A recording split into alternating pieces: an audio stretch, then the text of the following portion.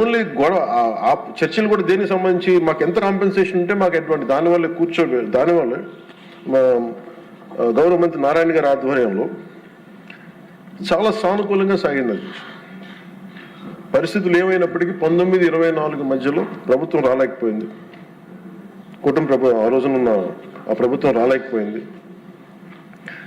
వచ్చినప్పటి నుంచి అసలు ఎలాంటి గొడవలు జరిగినాయి అంటానికి చాలా మీకు ఎంత బాధ కలిగించే అంశాలంటే, ఇంట్లో నుంచి బయటికి రాని ఆడవారు అసలు బయటికి రావాలంటే ఆలోచించేవాళ్ళు.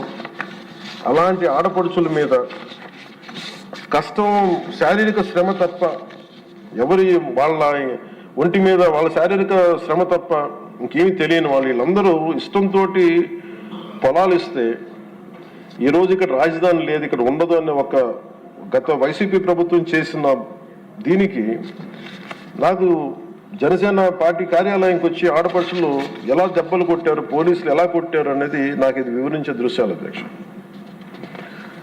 అలాగే ఎలాగ వీళ్ళని వచ్చి ఎన్ని రకాల కష్టాలతో ఉన్నాం, మాకు ఏం చేస్తున్నారు అనేది మా జనసేన పార్టీ ఆఫీస్ దృష్టికి తీసుకొచ్చారు. ఆవిడకి ఇక్కడ చూస్తే మీకు ఆవిడ ఎలా కొట్టారు పోలీసులు అనేది ఆవిడ ఏడుస్తుంది. నేను ఇంట్లో నుంచి ఎప్పుడు బయటికి రాలేదు, నా బిడ్డల భవిష్యత్తు కోసం ఇస్తే నన్ను ఎలాంటి దారుణంగా కొట్టారు చూడండి అని చెప్పి మేము చెప్పుకోలేకపోతున్నాం, మేము కూర్చోబెట్టి ఎక్కడెక్కడ కొట్టారు మీకు చెప్పలేకపోతున్నాం అనేది ఆవిడ చాలా హృదయ విదారకంగా చెప్తుంది.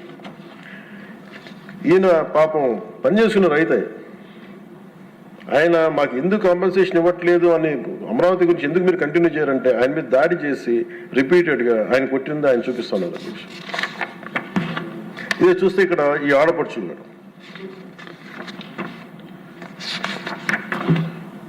నేను వీళ్ళకి మద్దతుగా వెళ్తే అధ్యక్ష మొత్తం ముళ్ళ కంచెలేసి కూర్చోబెట్టాను పోలీసులతో. ఈరోజు చూస్తున్న అమరావతి కానీ ఈరోజు చూస్తున్న ప్రాంతం కాదు, ఒక యుద్ధ వాతావరణం ఉండేది, గుబులు వాతావరణం ఉండేది.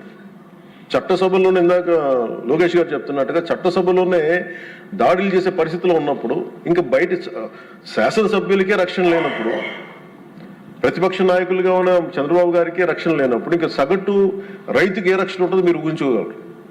అలాంటిది మేము కూర్చోబెట్టి బయటకు వస్తే అధ్యక్ష మొత్తం ముళ్ళ కంచెలు వేసి మమ్మల్ని ఇక్కడ కూర్చోబెట్టి మీరు 15 నిమిషాలు కూర్చుంటే వెళ్ళిపోతామంటే ఇంకా నాకు విసుగొచ్చి గొడవ పెట్టుకొని